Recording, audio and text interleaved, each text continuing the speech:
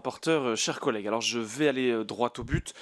Ce rapport part d'un constat climatique que personne ne nie et il met en exergue, je dois le dire, des propositions que l'on partage et d'autres non, car elles débouchent malheureusement trop souvent sur des réponses qui vont freiner, qui vont conditionner, qui vont bloquer le développement touristique en montagne, sous l'influence d'une écologie punitive et sous les coups de boutoir, il faut bien le dire, hein, d'acteurs associatifs parfaitement organisés dans nos territoires de montagne pour s'opposer à tout, à tout.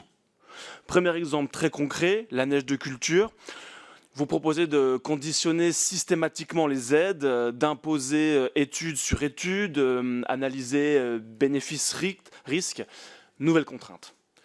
Dans la réalité, ça signifie une chose, des décisions qui sont retardées, des investissements qui sont gelés et des stations fragiles qui ferment plus vite. Or, sans la neige de culture aujourd'hui, des dizaines de stations de moyenne montagne ne passeront pas l'hiver.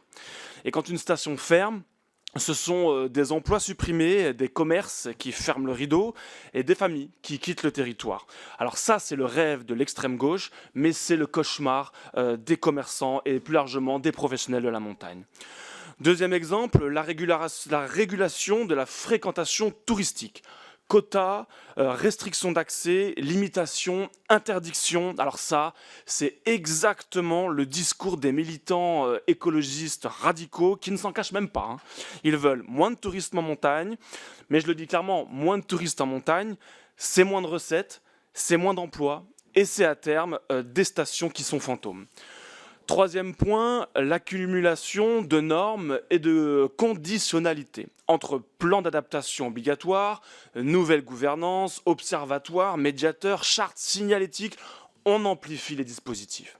Résultat, les élus locaux passent plus de temps à remplir des dossiers qu'à développer leur station. La montagne, je pense qu'elle n'a pas besoin d'une mise sous tutelle technocratique. Elle a besoin de liberté d'action, de pragmatisme, de confiance envers les élus et envers les acteurs locaux.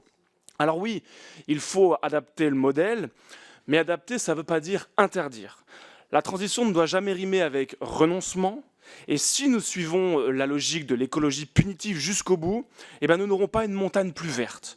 Nous aurons une montagne qui est appauvrie, désertée et dépendante. Et ça, c'est ni écologique, ni social, ni responsable. Je vous remercie.